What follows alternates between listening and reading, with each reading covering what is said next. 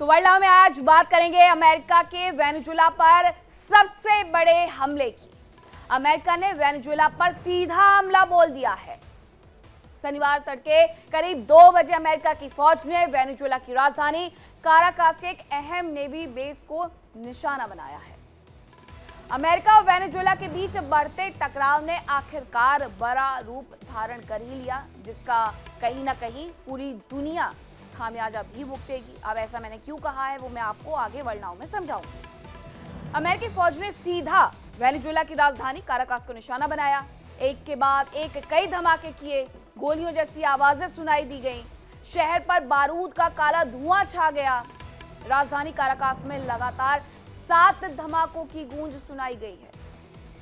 ऊपर आसमान, नीचे शहर, हर तरफ बस धुआं धुआं, उसके काले गुबार उठते हुए दिखाई दिए हैं।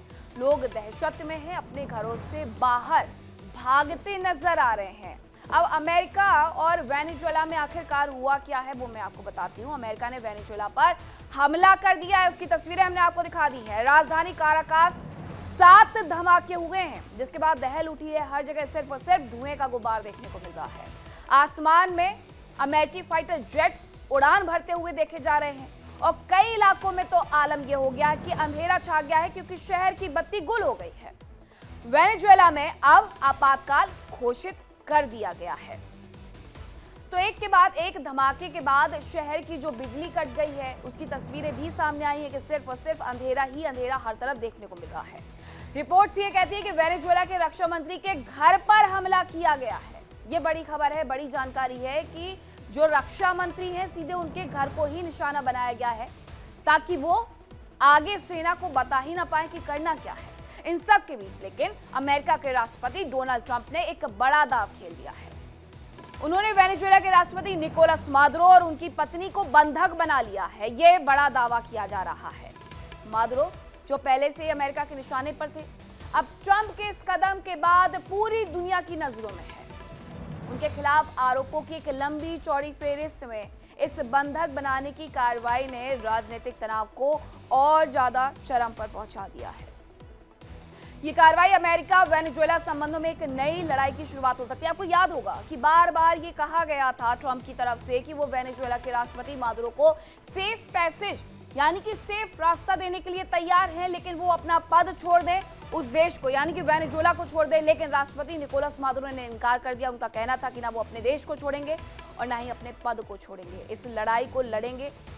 नतीजा ये रहा कि ये जानकारी आती है सूत्रों के अनुसार कि उन्हें यानी निकोलस मादुरो वेनेजुएला के राष्ट्रपति को बंधक बनाया गया है अमेरिका की तरफ से, और उनके साथ उनकी पत्नी को भी बंधक बनाया गया है। ट्रंप का ये कदम न सिर्फ अंतर्राष्ट्रीय कानून की सीमाओं को पूरी तरीके से चुनौती देता है, बल्कि वैश्विक राजनीति में भारी हलचल भी मचा सकता है।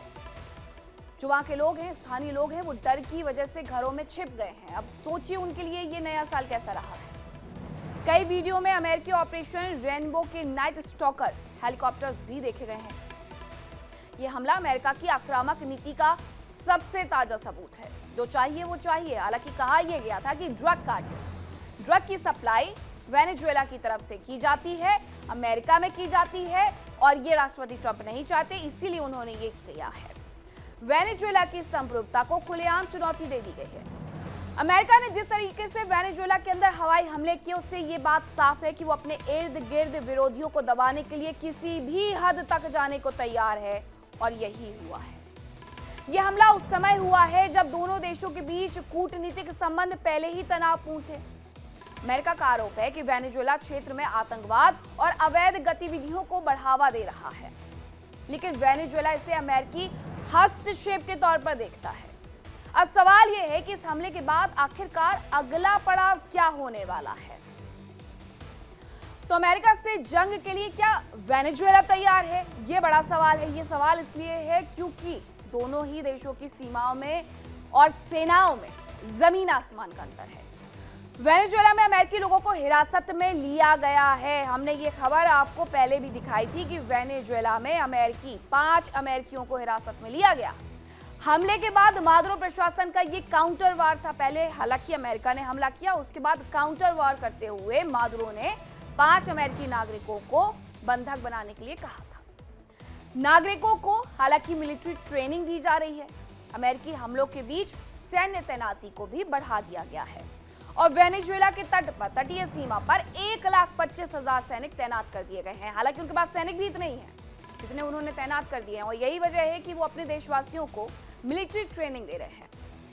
मादुरो का अमेरिका को चेतावनी भरा जवाब भी आया कि अगर किसी भी प्रकार की बाहरी दखलंदाजी की गई तो वो स्वीकार नहीं की जाएगी।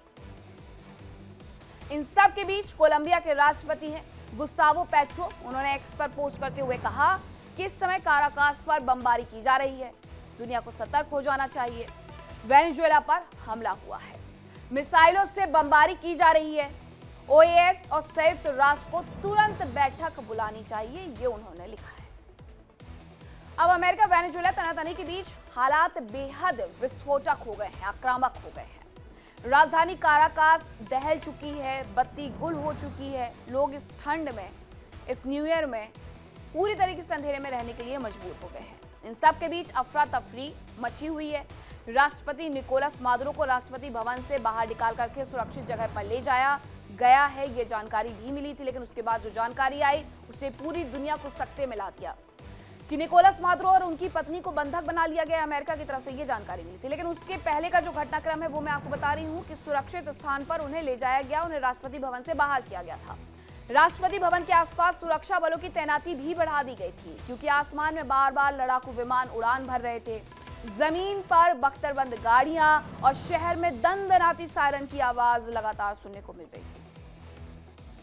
यह घटनाक्रम ऐसे समय में हुआ है जब वेनेजुएला और अमेरिका के बीच तनाव सबसे ज्यादा चरम पर है। अमेरिका ने यह कहा भी था, स्वीकारा भी था, उसका कहना था कि हम काराकास में घुस चुके हैं और अब उसने दुनिया को यह सबूत भी दे दिया है। हाल के दिनों की अगर मैं बात करूं तो अमेरिका ने वेनेजुएला से जुड़े कई तेल टैंकर्स जब्त किए, एक सैन्य कार्रवाई भी की जिससे हालात और ज्यादा बिगड़ गए। अमेरिकी राष्ट्रपति डोनाल्ड ट्रंप के नेतृत्व वाला प्रशासन वेनेजुएला सरकार पर दबाव बढ़ाने की जो रणनीति है वो अपना रहा है। अमेरिका का यह भी आरोप है कि मादुरो सरकार अवैध नशे के कारोबार में शामिल है और यही कह करके बार बार निशाना बनाने की जो कोशिश है, जो तैयारी है वो अमेरिका की तरफ से की गई थी। हालांकि अब उन्होंने निशाना बना लिया है, सारी कोशिशें उनकी सफल हो गई हैं। वेनेजुएला इन आरोपों को सिरे से खारिज करता है। अब सवाल ये है कि ये हमला कहीं वर्ल्ड वॉर 3 में तो नहीं बदल जाएगा। वेनेजुएला का रूस चीन से रिश्ते जो हैं वो बेहद करीब हैं और दुनिया का सबसे बड़ा ऑयल रिजर्व भी है ये। अमेरिका के खिलाफ कई देश होंगे इस युद्ध में, ऐसा माना जा रहा है। वर्ल्ड वॉर 3 की मैं बात कर रही हूँ जिसमें ईरान, मिडिल ईस्ट के जो समीकरण है, क्योंकि वहां पर बदले हुए नजर आते हैं, इसीलिए मैंने ऐसा कहा है।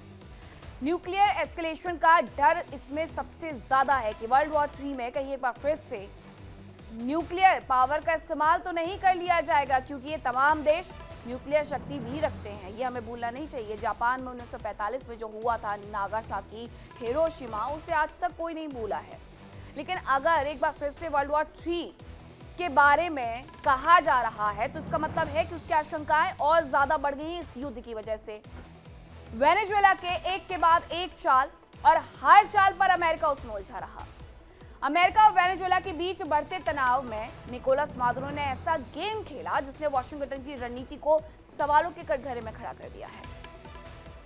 सबसे पहले मादुरो ने अमेरिकी कंपनियों को खुला न्योता दिया, कहा आइए हमारे तेल क्षेत्र में निवेश कीजिए। अब आप समझिए कि किस तरीके के वो बिजनेसमैन निकले।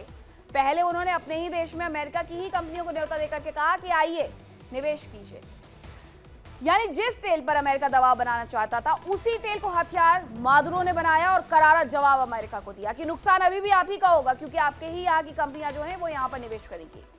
हालांकि बात यहीं खत्म नहीं हुई, रूस ने भी मोर्चा संभाला। वेनेजुएला के हिस्से से वो तेल टैंकर जिसे पकड़ने के लिए अमेरिकी नेवी पानी में गश्त कर रही थी, उसे बचाने के लिए रूस ने एक बड़ा कूटनीतिक दांव खेल दिया। हालात ये हुए कि अमेरिका उस जहाज को छूने से पहले भी 10 बार सोचेगा और इस बीच चीन ने भी साफ साफ संकेत दे दिए।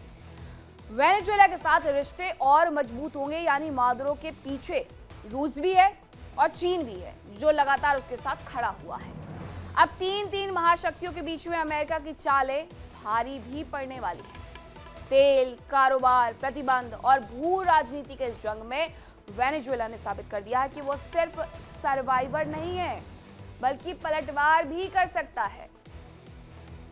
सवाल यह है कि आखिरकार ये तनाव कहां जाकर के रुकेगा, या फिर अमेरिका वेनेजुएला का टकराव और ज्यादा बढ़ जाएगा जो आज हुआ है उसके बाद।